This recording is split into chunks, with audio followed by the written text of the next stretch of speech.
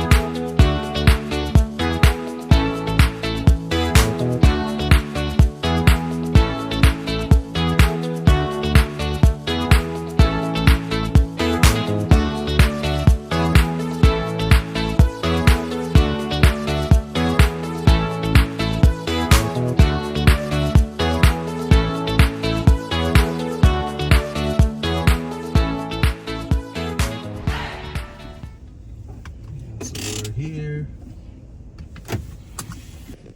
Ayan, so nandito na nga tayo guys. So ayan, Battle Depot, High River.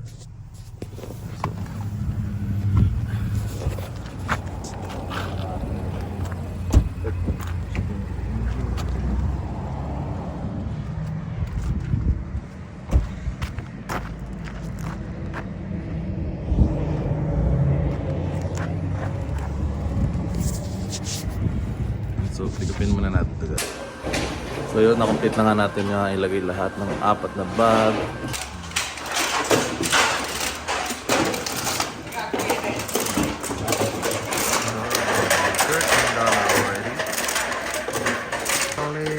We got $33.90.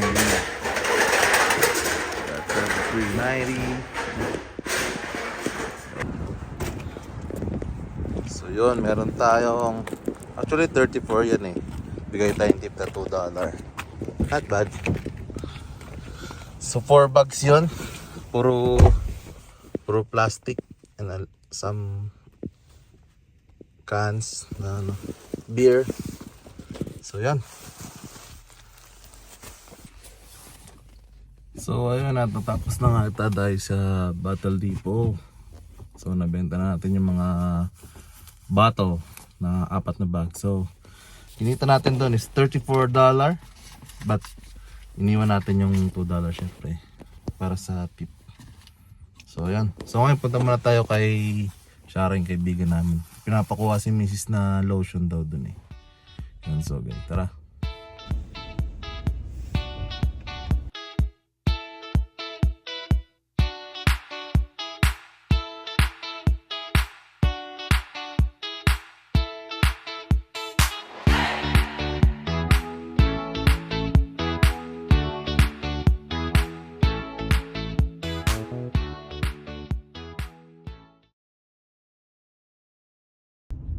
Medyo mabagal nga ang takbo natin dahil nadaan tayo sa playground zone or school zone.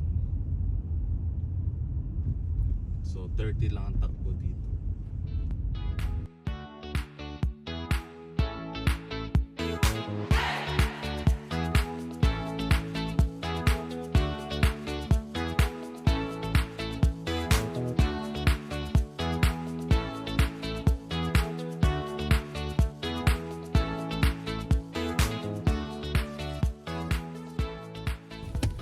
So yun, nakuha ko na nga yung lotion na pinapakuha ni Mrs. Yan.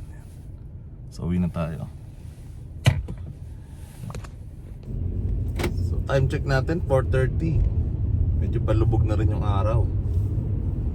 Actually pag winter ganyan talaga eh, mas maagang lumulubog yung araw compare sa summer. Pag summer naman is like almost 11. So like 10:30 naman yung araw. Sulit, diba?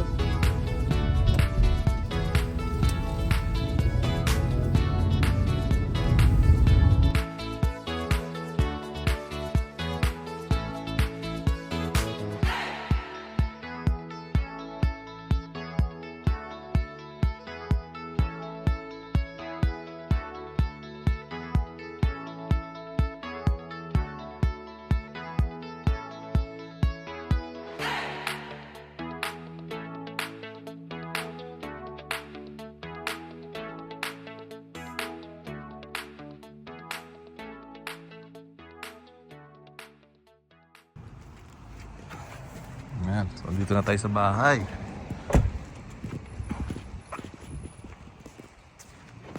Ito natin. So, itong 30 na yan. Di pa talaga sa akin yan. Babawas pa din yung boss ko. Pakita ko sa inyo kung sino.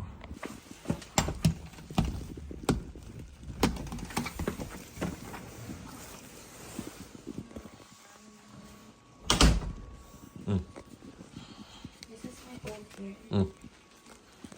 Mm. What is that? Yay! Yan ang boss ko. O, diba? Sabi sa inyo eh. May bawas pa eh. So ayun guys, at dito na nga nagtatapos ang ating video for today. So thank you sa pagsama sa akin sa pagbenta ng mga bote. Yun. See you next time guys.